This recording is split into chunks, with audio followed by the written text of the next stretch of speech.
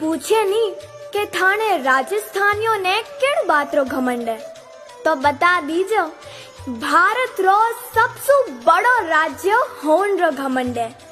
भारत रो हैंगू मोटो रेगिस्तान होन रो घमंड है। भारत ने 100 मायनू 35 उद्योगपति देवन रो घमंड है। जितना सैनिक केरला, आंध्र प्रदेश और गुजरात नहीं देवे नहीं, उतो अकेले दम माते देवन रो घमंड है। भारत री एकमात्र खारी नदी लूणी नदी रे होवन रो घमंड है। उन्हें हाथे राजस्थान ने यूं ज रंगीलो राजस्थान नहीं कहवे, माना शहर भी रंगाऊ जानिया जावे। जो पिंक सिटी जयपुर, सफेद रंग उदयपुर और नीलो रंग जोधपुर याद दिलावे। और थे मानो मुकाबलो कई करोला श्रद्धा में बुलेट री पूजा माने ओम बनना सा धाम मते होवे।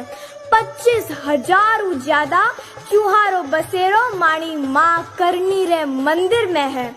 ब्रह्मा जी रो एकमात्र मंदिर माणे पुष्कर में है और दाढ़ी मूछ वाला हनुमान जी सालासर धाम में विराजे।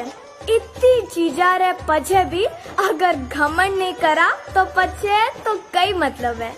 जय मारवाड़, जय राजस्थान। डाउनलोड करें स्टेज ऐप